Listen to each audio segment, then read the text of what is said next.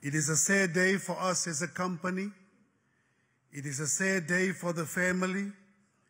It is a sad day for the taxi industry at large.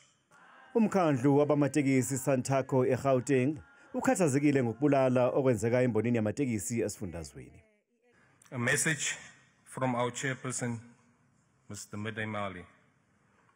Open quote, "We are deeply troubled by the countless and continued loss of life within our industry.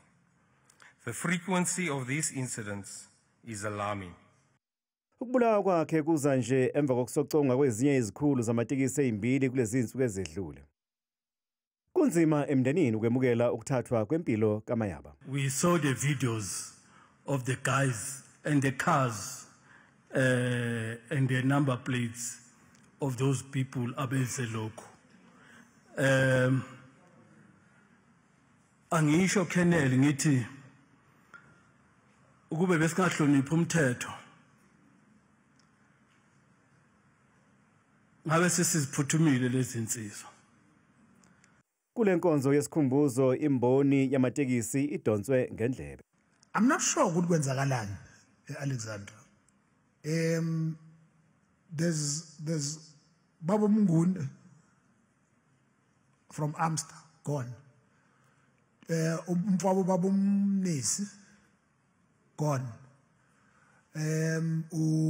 Sydney Nkosi gone. Ntate Budzwa gone. Utelo Slepe gone. Umwekeletsi gone. Mike Yenda gone. Muntwedi gone. Now it's Mwekeletsi and now Vusmayaba. Bonke labantu ngibabala MMC. It's firearms. uMayaba usocongwa nje umnyango wezokuthutha eGoli uqeda ukwethula uhlelo lokuba amabhasi akwa BRT aqala ukusebenza eAlexandra.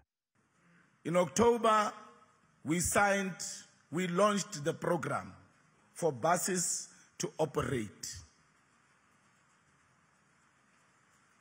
So, Mr. Mayaba and Mr. Mwekeleti, I was told that they were instrumental in making sure that both taxi associations participate in this empowerment program. Akekho saboshiwe ngalokhu amaphoyisa ayaphenya.